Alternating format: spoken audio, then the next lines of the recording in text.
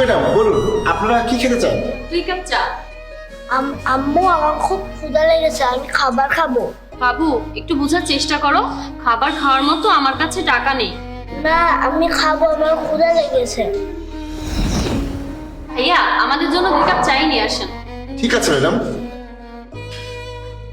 আমি তো এই গরিব মেয়েটাকে সরাসরি সাহায্য করতে পারবো না, তার চেয়ে একটা কাজ করি, খাবারের নিচে টাকাগুলো রেখে দিই। বাহ, এটা তো আপনি অনেক ভালো কাজ করেছেন। ভাই, একটা কথা তো আপনি শুনেছেন, আপনি যদি কাউকে উপকার করেন তাহলে আল্লাহ তাআলা স্বয়ং আপনাকে উপকার করবে। হ্যাঁ, সেটা তো শুনেছি। জি ভাই, সেই জন্যই আমি ওনাকে সাহায্য করেছি। আপনি অনেক ভালো কাজ করেছেন।